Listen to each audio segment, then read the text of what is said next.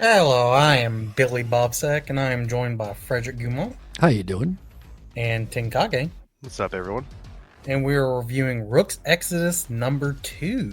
I'm going to start this off with my opening thoughts of this one, which are pretty much the art is fantastic, like it was in the first one, and the coloring, of course. The narrative is something. It's not the greatest, I'm going to be honest. Pretty much my thoughts so far. I ain't got that much when we get into it. Yeah, I'm about the same. Like, I really love the art. One or two things to criticize, but barely anything. And the story, I'm kind of half and half. Like, you could tell he's a seasoned writer because he knows how to move the story along and how to bring characters in and out.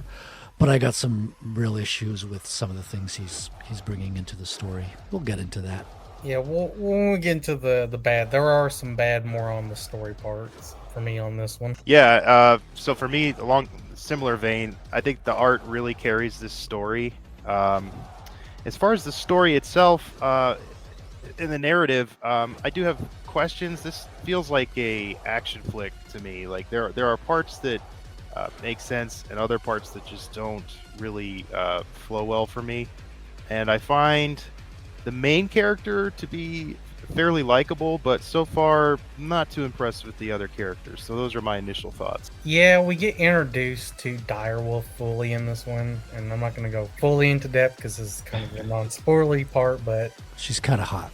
Yeah, she is hot, but we could talk about that because I think she's a redhead too, right? It looks like it. No, she's got black hair, Brunette. according to her bio. Oh, okay. Yeah, I didn't read the bio. I guess I should do that. was she black-headed? Because she has reddish hair on the cover. I'll grant you that, and her hair is highlighted red in the story.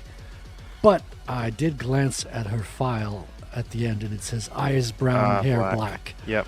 That's why I'm mentioning that. Her hair wasn't black in the book. No, it's just written as black in the Hold bio. up, let me get my. Maybe this is why Rook makes some terrible choices, but we'll get into that.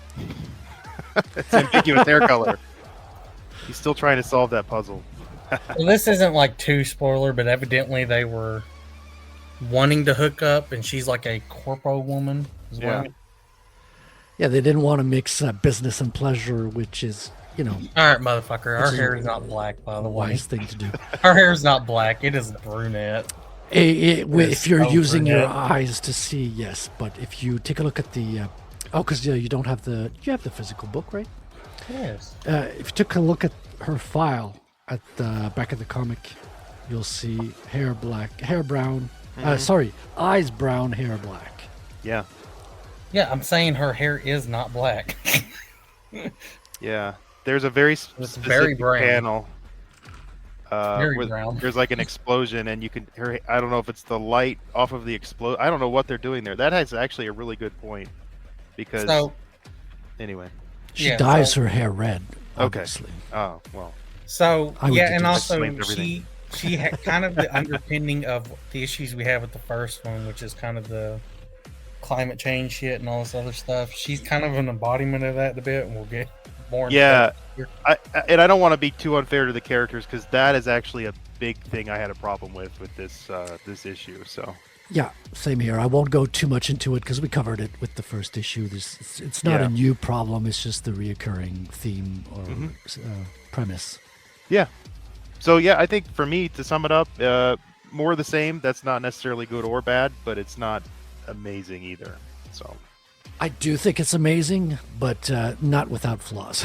yeah, yeah. What would you give a rating for this? It can be numbers, or it can be letters, it can be anything. Tenkage. Still a hard B for me. I mean, the art really is fantastic, and it definitely carries the book. Frederick. Yeah, I'd probably go A minus. Like I really love a lot of things with the book that goes beyond the art and story, like even the way it's put together, the bonus stuff at the back. So I'd go A minus. Like it's really a top of the line book, but it's got serious issues you can't deny. I think I gave the first issue a B plus. I'm gonna give this a B minus because the story got a little bit on my nerves, much more than the first issue. But I agree with that. I think this is gonna conclude our non-spoilery part. So We're gonna move on to the good. Spoilers incoming. Yeah, spoilers. Ooh, mama. Alrighty, now on to the good. The things we like. And Tenkage, why don't you start us out? All right, sounds good. There were things I liked about this. There were some improvements. I thought the paneling was a lot better this time around. There was a lot more variety than we looked at last time. But the opening sequence was pretty good. I like how it's sort of a summary of what's going on in the setting with the Better World technology and how they left Earth. And, you know, we see Direwolf, character introduction here, finds Swine, bruised and beaten, kind of just leaves him there, which I thought was weird. Wait, he's dead. Right. Well, right, dead, but the smoke is basically still billowing off of him, and she's just like, "Oh, not you," and then she just leaves. But I did like the character design looks really awesome on Direwolf. I thought cool outfit, Which kind of confused me because Ursal at the end was telling them to murder them and keep their heads in the helmet. Yet, but we kick off with the character introduction right away. So I thought that was a pretty good intro for the second issue. To be honest, they kind of had a summary there, and you get a new character, so a little bit of old, a little bit of new. That's a good way to kind of start it off. And then in we which go. she is looking for Rook. Right. She's looking for Rook. Apparently, she needs wolves for that. No technology there, but, you know, except for the helmet. But then we see Rook. He's still doing his... He's wondering where Swine's at. Looks like he's on a boat trying to fish. And he finds... He's trying to get a part for... Right. He's fishing out a part from the water here. And then they get attacked by a giant fucking snapping turtle. Yeah. I thought that was awesome. I really like the animals in this. You know, obviously they're pretty important to the themes with the helmets and everything, and the wardens. That turtle looks freaking awesome. I really liked it. Let's see. And he kills the turtle by fucking ramming his vehicle into it. I really liked that actually because it reminded me of, I don't know, playing with action figures as a kid. Like, Hold up, I wasn't criticizing it. I'm just saying. No, I'm agreeing. Like, I liked it. I thought it was cool, like how he hit it with the basically like a giant RC car right in the face. So that was fun. But and then it gets into some other things that we'll discuss later. But I really like the art. Like I said earlier, get more awesome bears with it looks like giant laser cannons on their back. Is that what that is? Yes, and by the way, at some point we do need to have sharks with freaking lasers. Because we had bears with fucking cannons. But the animals are not mutants, though. Like the sharks would still be in the water. I like Rook. I think he's a cool character. I'd like to know a little bit more about him. He's probably the most filled out character in this story so far. There's not a ton of characters, but that's another thing we can talk about later. But I also like that Ursal's like not even an original warden. He just fucking killed some dude and took the helmet. Yeah, there's some criticism that I have for that later too. But man, the vehicles are cool. The vehicle he drives, that big tank thing with it almost looks like the Batmobile from the Chris Nolan Batman films. Mm-hmm. So yeah, it is. There's a lot of action. There's a lot of fighting and explosions and cool designs, and the artwork is just super impressive. So those were the things I think that were highlighted for me the most. Also, Direwolf was pretty hot, not gonna lie. Yes, she's drawn very well. She was not ugly-fied or anything, you know. No, not at all. She's a babe. Yeah, You can clearly tell it's ma'am with her, you know. She oozes femininity in the drawing at the very least. In the writing, not so much. We'll get into that part later on. We'll have some fun with that, I think. Trust me. Totally agree. She's an absolute babe. Hair color doesn't really matter too much to me because she's. Yes, and it's definitely brunette. I will pull up a picture and show it in this book. It is clearly brunette. Unless like she's hoarding all the, like she went to every like ruined town and was like, let me just find all the hair dye. One thing I really love, though, like I have to emphasize, the animals are really great, and they're frequent. Like they are not. They're in. At some points, the panels are just like almost suffocating with all the action and how many different animal types are there. And then you get the giant turtle. So there's just there's a lot of cool things going on with the animal and the animal art in this comic. Also, I will go with Tinkagi. You brought this up earlier. The paneling is better in this one. Yeah. You have more overlapping panels. Breaks it up just a bit. There's not really the repeat boxes like it was in the first one. Yeah, it's very. I noticed it as well because I was looking at some later issues, and he had brought back the same paneling as we saw in the first issue. So he's going to eventually revert back to his old kind of classic. Well, Frederick, that's spoilers for later. Sorry, spoilers on the paneling layout. But we are in the spoiler free. Yeah. Spoiler section. I love the scale, the varying scale of stuff in general. Like the huge turtle that takes on this little guy. Then enters the huge city, the massive bears, the incredible like size of the vehicles, his rocket when it comes crashing down. There's a lot of scale, and I'm not going to spoil the third issue, but the third issue he keeps it up. It's in issue 1, it's in issue 2, and it's something that you're going to see throughout the series. One of my favorite parts of the book is the introduction of Direwolf. Like on page 2, she's got her full splash page, and what I like about Fabok is he has a way of making the characters seem alive and dynamic. Yeah. Without throwing them in the most stretchy, exaggerated poses. Like she is just barely standing there or kind of walking towards us slightly. Her hips, Them hips. swerve to one side, but it's subtle. Like Yeah. if you look at it quickly, she's just a straight line up and down, but she looks alive. She looks like she's standing on the ground. And it's dynamic without it overly being in your face. Also, the dire wolves are done well, and they also have all three of them have different facial expressions. They are incredible. The top one is just kind of like staring you down, the reader. You got the other one who kind of looks bored. Yeah, the background. Like really pissed. Yeah, if you look at the background, it's not oversaturated. Like everything stands out. She doesn't look out of place in a group of wolves. Like she looks like she fits right in, which I think is sort of a reflection of her character. So it's I really like that splash. It's nice.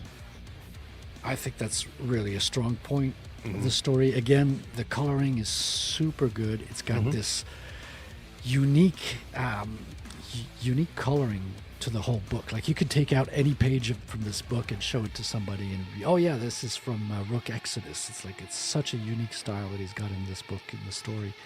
I love that she comes, because we can tell that Rook looks much better with his mask on than his mask off. And even Direwolf says so. Like she comes to find him. Dude, where's your helmet? Put your helmet on. You look way too gross when it's off. Like she's trying to save us from having to look at him. Yeah, and there is one thing. I mean, I do got criticisms about her writing, but I do like that she's kind of a retard when it comes to the corporation. Because supposedly she believes that the corporation is going to come back and help us, guys. They're going to refix the engine. Totally. Not like it's been 4 months, but the part with the speaking of panels, the part where the Jeep, or I guess you would call it, crashes into the turtle, the jaw. I think that looks really great. A lot of great action in there in that. Yeah, everything looks grounded and real. Even when he has pages with lots and lots of small panels, every panel is very detailed. You got the background, you got the characters. The characters are all fleshed out, very detailed, despite the small panel sizes. So, yeah, hats off to Jason Fabok. The great part about that is the page before, when he's happen to go dive under that, and then you have the it does an aerial shot over it, and you got the shadow of the turtle. Yeah, underneath, and then you get the page turn where it yeah, jumps out and tries to kill him. in the boat.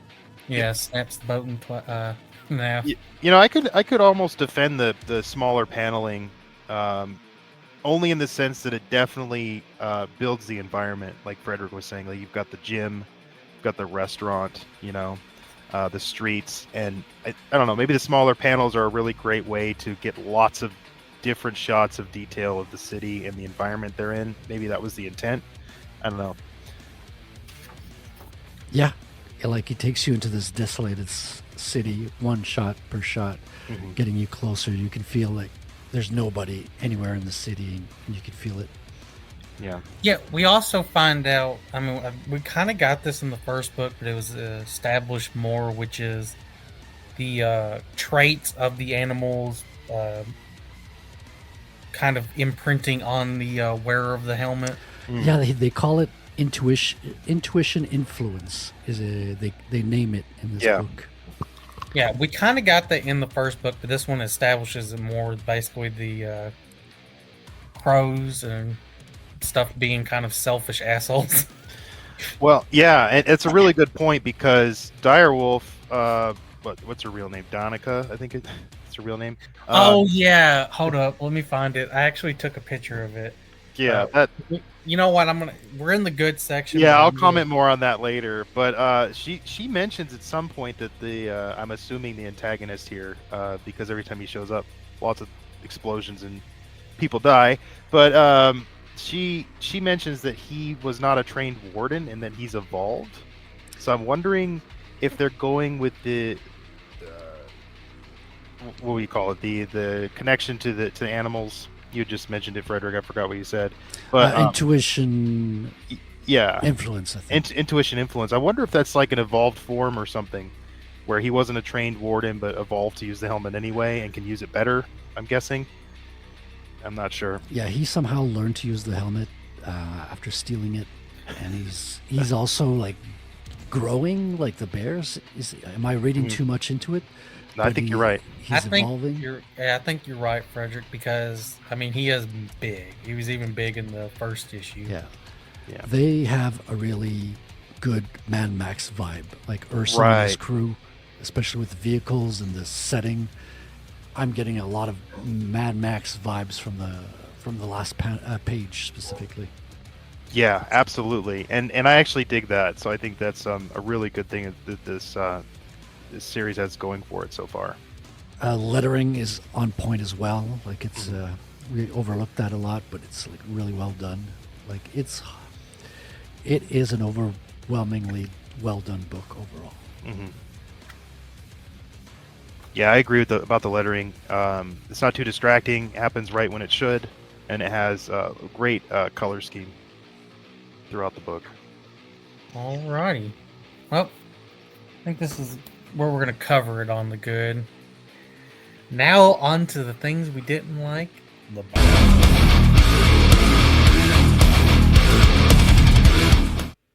All right, on to the bad. Frederick, why don't you start us off? Sure. Again, mostly positive book. I have nothing to say bad about the art, to be honest. The art is really on point. So I'm just going to critique the story a little bit. Like the characters, we love Direwolf, the way she looks and all that, but she kind of acts more manly than our hero, Rook. So Rook's got a scene where he's kind of whining to her, and he keeps whining while she's the one that's kind of stoic and taking charge of everything. That's something that we see a lot in modern media, which kind of ticks me off a little bit. Mm-hmm. But the story moves along. Like, he's not a bad writer in the sense that no big major issues, in the sense that the story moves along. We're introduced to more characters.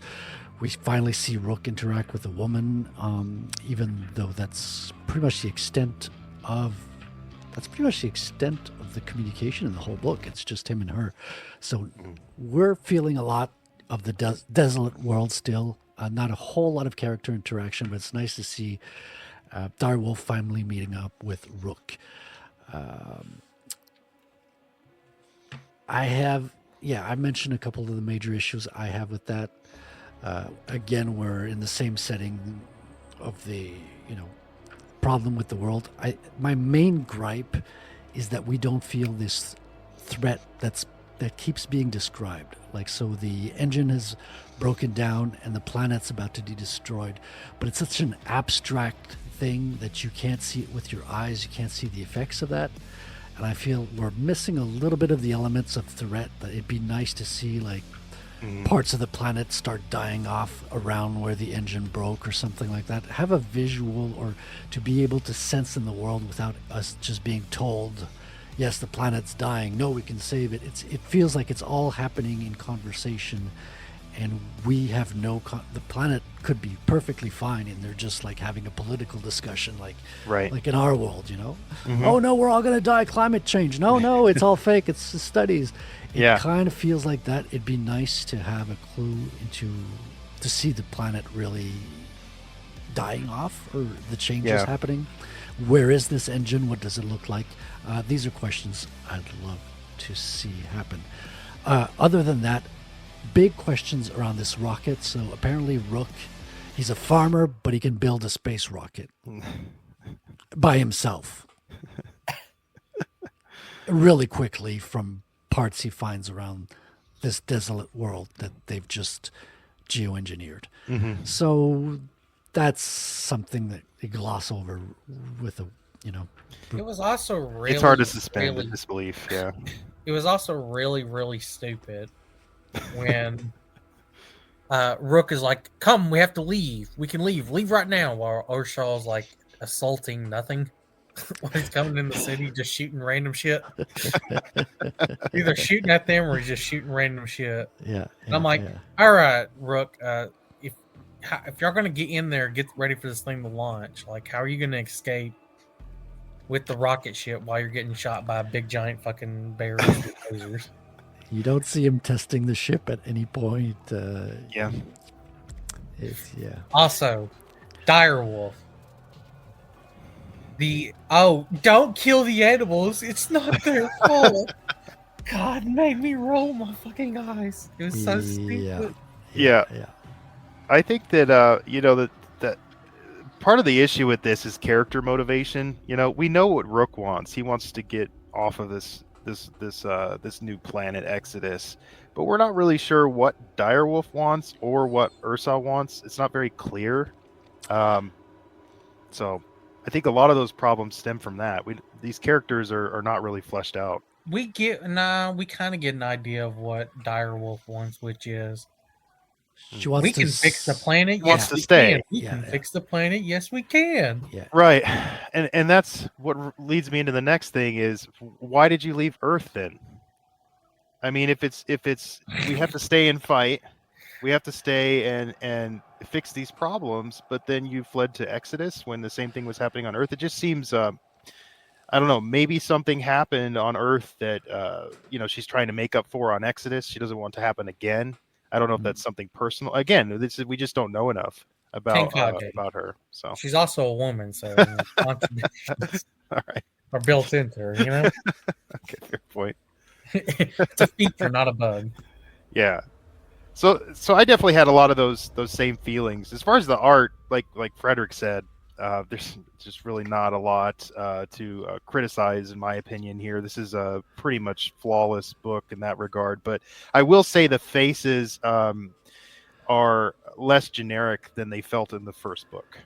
The characters stand out a little bit more. So, there's something else I didn't like, which was I don't really feel like this followed up the ending of the first one that well. Yeah. Like the first one, we got like the death of Swine Boy. Yeah. And this one, we're just opening it up. We open up with Direwolf, but we just end up with Rook being like, "Man, I really, really wonder what happened to Swine." And then she just left his corpse there. I'm guessing. Yeah, she did. Well, I mean, she may have let her wolves eat them. Yeah. Maybe. Yeah. You think that's the helmet having an effect on her? Maybe she's trying to be the alpha male. Well, I don't think she could have lifted him physically if she wanted to. I think it was also mentioned that she's been trying to like recruit a bunch of the wardens with her, so like a pack. Yeah, that's a good point. I didn't think about that. That's a good one. I do have something to critique about the art now that I look over it again. They always have the same expression. They're sort of always in kind of neutral, mildly annoyed expression. There's not a lot of variety. Yeah, that's a good point. He is shouting at her on one page, but it's just a small, tiny face on a tiny panel. Schmall. Can I also bring up something? Why hasn't Rook's crows mutated? I didn't think about this in the first one, but in this one, I'm really thinking about it, and they're just Another good point. crows. They're not getting bigger, are they? Yeah. Why aren't they big crows? I know he should be riding a crow, right? Yeah. That's probably how he got back before sundown. After the vehicle's destroyed, the sun's going down, and then he's in the city as the sun's going down, just a little bit, So I'm guessing the crows picked him up and flew him there, right? like Lord of the Rings. Like the eagles. Pretty much. That is a good point, though. The crows, and again, why this acceleration of growth is not being explained? Like, is the gravity being changed or something? And what's with the ultra fast evolution? And why is it not affecting people? Although Ursa, like you said, looks like he's getting bigger. So what's up with that? Questions. Yeah, and then why does he want their helmets with their heads still in them if he didn't need that for Swine Boy? That's a good question. I mean, I think it just sounds more gruesome. Like it's something you want to say to impress how evil you are. Like barbaric, how barbaric he is. Yeah. You want to terrorize your enemies. I found these two parts to be massively disconnected. Like I said, from the first one, like you would think that Rook would actually come across Swine's body. Yeah. And then you would think, I don't know, there'd be like he kind of just Direwolf shows up, he talks with Direwolf, and then Ursal is immediately assaulting them, the city. Well, one thing I'll say about that this is probably one of my bigger critiques. So, like, Direwolf wears the wolf helmet. We get the idea that the imprint of the animal that they control also has an effect on their personality and their mind. It's constantly badgering them, right? So, so I feel like Direwolf, some of her attitude is that that alpha male wolf pack leader kind of mentality. But I can't tell if she's just rude to him or if that's what it is. Like she shows up, she says, "Give me your gun," and he's like, "No, I'm not going to give you a gun." She's like, "Drop it." So he drops the gun, and then she's immediately like, "Where's your helmet?" Okay. And within 5 minutes of showing up, he spent this entire time building this rocket, and she's like, don't leave. And then everything he's been building gets destroyed. So she's already not really being very helpful. By the way, when the bears with lasers show up and start destroying shit, she's like, "Get your helmet on." And he's like, "You're as bossy as ever." And she's like, "I'll explain everything if we survive this. But until then, I'm bossy because I'm the only one left on Exodus with any sense of right and wrong." That is my biggest thing about that is that after the rocket is destroyed, right? She says, "Well, if you really want to leave Exodus, I can help you." Oh yeah. Yeah. Now that you can't do it, wait. She says that, and then she's like, "But you got to help me with something." He's like, "She's a master manipulator, man." Yeah. Exactly. But then Rook is like, dim hips, right? So he's like, "Okay, well, I just want to take out that warden because he blew up my rocket." He's not. He killed my friend. He probably should be pretty pissed at Direwolf too, but that doesn't seem to be. By the way, we didn't really get a good reaction to I don't know his friend dying. Swine. Yeah.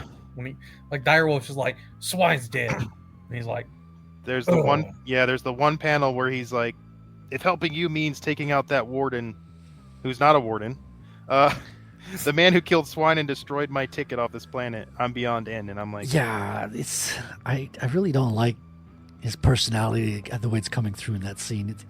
Yeah. She's very confrontational, treating him like shit, and he's all like, "Yeah, well, if that's the condition, then yeah, I'm gonna do it." It's like, what? He's like, "Oh, she's hot, so I'm gonna take it out on this guy instead." He's all folding in and no resistance to which maybe tracks a little bit. I don't know. Here's the thing that actually gonna criticize. I do not feel like this is they have kind of that old fling relationship kind of interaction. Right. They Yeah. Because it is don't. mentioned that they did kind of have something for each other, but didn't do it because it's against corporate Yeah. policy. I didn't really Reminds- feel like that come through with the dialogue between them. Reminds me of Rico and Carmen in Starship Troopers. Just didn't really like. It seemed very one-sided, you know. Yeah. Listen, he should have been with Dizzy. We all know. Yeah, we know that. I think he has the hots for her, and she's like, well, what can I do? He's the last man on this planet, so might as well.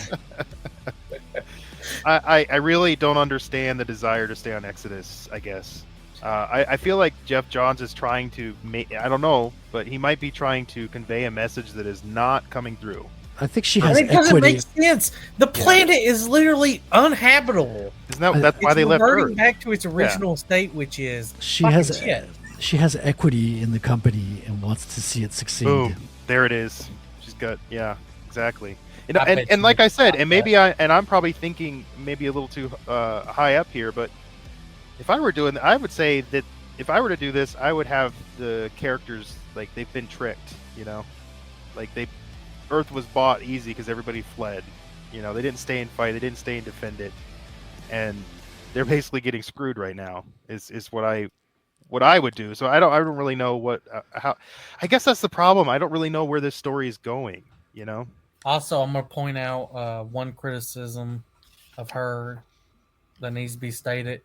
If you say that she has black hair and it's clearly brunette, gotta fix that. Gotta fix that, Jeff. Yeah, I'm not going to hold that against them because it's the type of thing you might write in the character bio at the beginning, and then when the artist comes in with the colorist, it just turns into Listen, it's something clearly nice. Like red hair is superior. That's what the artist said. I'm going to zoom in, like, all the way in. I'm going to have every pixel, and you can see that's right.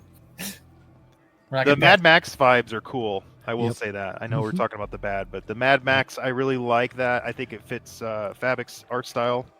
I think the book gets better with the years. Looking at the other issues, and I think there's going to be more character interaction. A lot of the things that I see as problems, I think are going to go away. I got another criticism.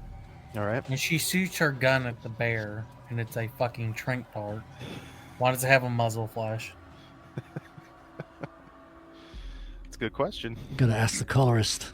We're going to take That might be for No. It isn't just the colorist; it's the artist as well, because it has the fucking explosion drawn. Well, Well, you got to show something happening because if you put nothing, so yeah. This is where comics are a little bit different than novels and stuff. You have to remember the rule of cool in comic books is pretty high up there. It's pretty important. Yeah, That looks stupid. I would let that pass personally. Listen, Yeah. you can't kill. You know what? We're gonna, Frederick. I need you to edit that page and just have the fucking like half of the bear's head blown off. And I mean, as far as the rule of cool, I mean, how can this bear panel here, with like I said, with the essentially giant Batmobile, it's freaking awesome, man. It looks so great. Yeah. The only thing I can think to compare, it just looks like when I was a kid playing with action figures. You know, it just looks like it's really fun. Yeah. Wait, are you meaning the turtle or the bear scene? The bear scene when Ursaw's driving up in his giant tank. Yeah. Yeah, this Yeah. whole concept has Saturday morning cartoon vibes. I love it. in the best possible way. Yeah. Exactly. And I think Totally that's agree. why it's possible to overlook a lot of the issues, as you say, Tenkage, just because of the rule of cool. It's like a fun story to read along. Do we have any last things we didn't like before we move on to the conclusion? Okay. Yeah, because we are kind of getting into that. I'm sure I do, but those are kind of the big ones. Yeah, that's about it for me. Yeah, the dad joke on the location where Rook goes to hide, the leaning tower of pizza, that's unforgivable. F. Well, I think this is it, guys, and then we're going to move into the conclusion, our final thoughts. Cool.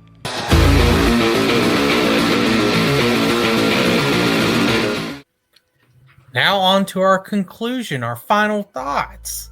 which I'm going to start this off. I like this book. I will say I do mostly like it. I do have more negatives on the overall storytelling, but once again, the art is fantastic. The coloring is fantastic. All around, pretty good. Pretty much my thoughts. I do recommend this book to people. Tenkage, what about you?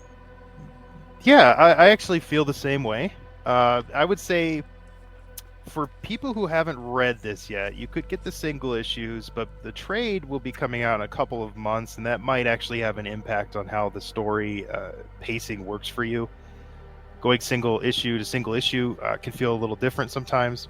But as far as comic books, it's this art is like top of the game, I would say.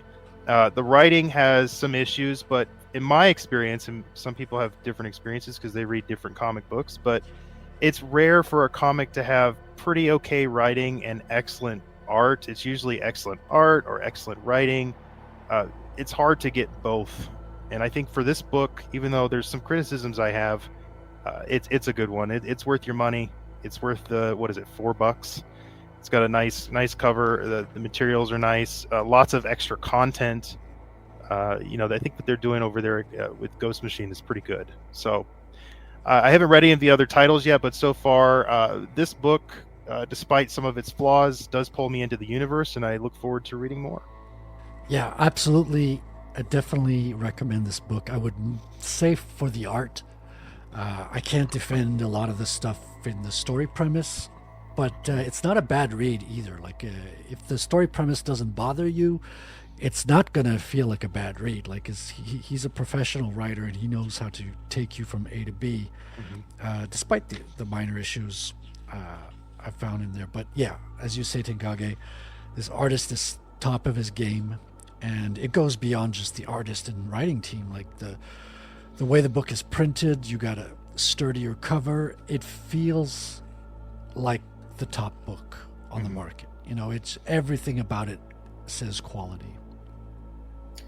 I forgot to mention this, but the sound effects are good. I don't think they stand out as much as they did in the first one. One thing I've noticed. Yeah. The lettering, yeah. And the art also reflects the story with the scale.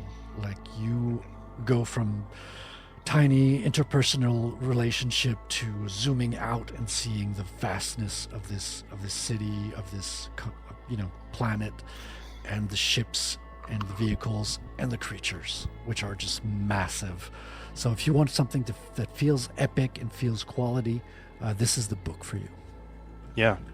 And Jeff Johns, we talked a bit about the writing. What I will say on a positive note is that the sequences are there. The movement in the story is there, and sometimes those details just get overlooked or dropped or are intentionally pulled out. So we'll see what happens in the other issues. But this is, like I said, it's worth $3 or $4. Yeah. American, yes. US. And then you have the trade coming out later, so if you want to just wait, there's that too. Yeah, the trade is coming out in, I think, March. Yeah. And that's issues 1 to 6, I believe. Yes. Is the 7 out? Are they doing the 7? No, I think it's coming out like early next month or something. Okay. Or So there's no February. issue in December.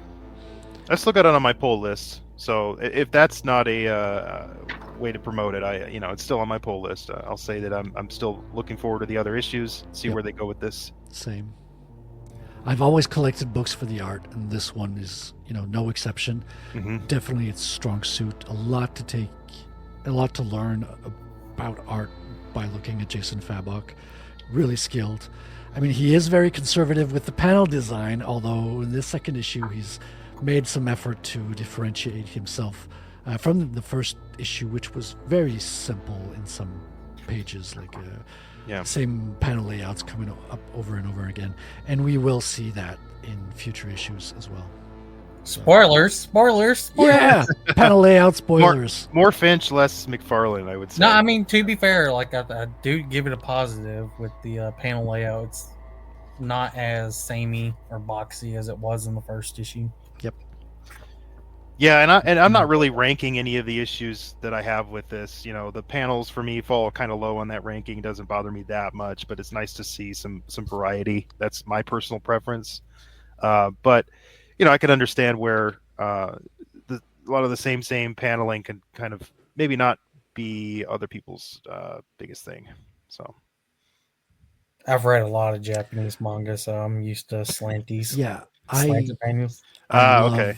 I love very creative page layouts, but I'll tell you what, Jason Fabok makes me forget about it because what's inside the panels is so good and so rich that it doesn't feel like he's missing anything. It just feels like he's taken another route to get to the same destination. Sounds like Billy needs those Dutch angles. You know what? I will say one thing that I kind of wish. I wish the turtle grabbing the boat. I wish that was a double page, or as I call it, a spread eagle page. I actually agree with that. I think that could have been an even bigger splash page, but it works for what it is, you know. Yeah, the next panel where it shows it snapping the boat in half, that looks great. Yeah, I think you're right, Billy Bob, because it would have been better double page than the rocket crashing. Yeah, and I think the rocket crashing one was good. I just I don't know, I actually didn't find that double page or that spread eagle page that great. But the panel he's got with the turtle coming up biting the boat works perfectly. Like I don't see it as a flaw though. Yeah, and if you're looking for actual female design here, actual babe, sexy woman, you're gonna get that with Dire Wolf's design. I will say that. So. Yeah. Listen, she doesn't have a decent sized tits, doesn't she, Fred? No, they're kind of small, to be honest. They're not that small, dude. Like none of on page 2, which is a great introduction to her. Both of her tits are really kind of tiny in the center of her chest. Yes, they should. Hold up, but a lot of that has to do with the outfit itself, which is kind of compressing them closer together. Nice try, Billy Bob. But she's all woman though. She's all woman. She's all woman in look. She's got the hips, all woman in but behavior. She's missing the tits. She even has She even has a little tiny cleavage window in her outfit. Yes, very tiny, and yeah. They're not tiny. There is room for improvement, Billy Bob. That's all I'm saying. It still makes me laugh though that she shows up and within 5 minutes he's being lectured, his gun's being taken away, and his rocket's destroyed. So yeah, just saying. Yeah, and when she says, "Hey man, I'll fix it for you," just for me. Yeah, it does feel like it's being written by someone on the Yeah, you can sense his politics a little bit through the story. All the male characters are incapable, Yeah, and the woman is the one who taught everyone how to use the masks, and she's the one that's the stoic and has the situation. She's the leader, and he's just the beta male following her around. The only one who knows what the hell's going on but refuses to basically tell anyone. Yeah, and in his own book, it should. She's even standing in front of him on the page. The alpha male helmet. That's what I'm going to start calling it. But anyways, no, definitely worth your time. So I think it's a fun book. Yep, pretty much. Recommended, Frederick? 100% recommend, with the emphasis that it's for the art more than the story. Same. Tenkage? Yeah, I recommend. No, it's rare that you find books that are perfect, and this one is, it's like I said, I recommend. It's worth your time. Nope, I think this is it for us. Everybody, I bid you adieu. Adieu. Adieu. See ya. Bonjour.